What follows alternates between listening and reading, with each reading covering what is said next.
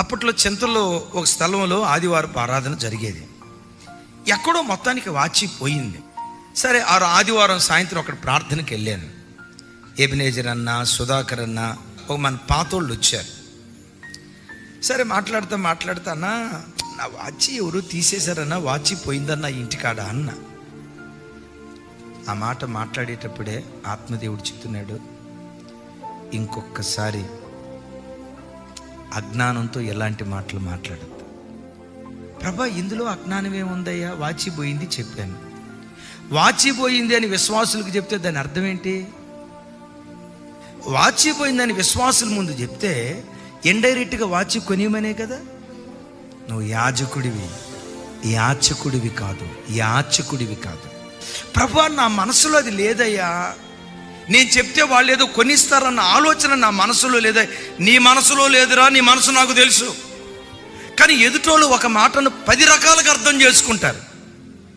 అలాగని వాళ్ళు అలా అర్థం చేసుకునే మనుషులని కాదు నా అభిప్రాయం. ఒక విషయాన్ని 10 మంది 10 రకాలుగా అర్థం చేసుకుంటారు. అన్నకు వాచి లేదంటే కొనిపెట్టమన్నారా? అయ్యో పాపం, అన్నకు వాచి లేదు, మనం కొనిపెట్టాలి. రకరకాల ఆలోచనలు వస్తాయి. ఎప్పుడు నీకు తెలుసా, ఆ రోజు నుంచి ఈ రోజు వరకు చేతికి వాచి పెట్టుకోవటం మానేశా.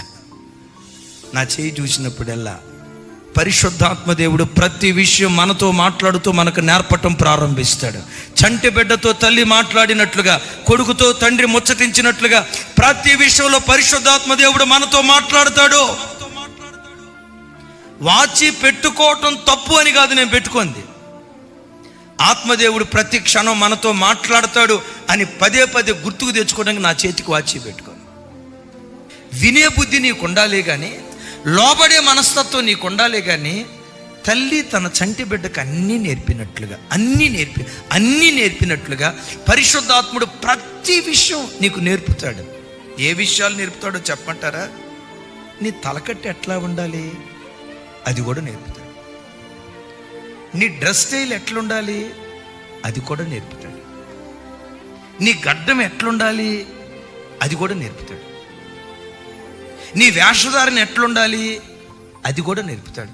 చివరికి ప్రజల మధ్యలో నడిచేటప్పుడు నీ నడక ఎట్లుండాలి, అంతరంగికంగా బాగా ప్రతి విషయంలో నేర్చుకునే బుద్ధి నీకు నాకు ఉండాలి. కానీ ప్రతి విషయంలో పరిశుద్ధాత్మ దేవుడు మనకు నేర్పటం ప్రారంభిస్తాడు. వినే బుద్ధి నీకు నాకు ఉండాలి కానీ, కూతురుతో తల్లి చెప్పినట్లు, కొడుకుతో తండ్రి ముచ్చటించినట్లు ప్రతి విషయం దేవుడు మనతో ముచ్చటించడం ప్రారంభిస్తాడు.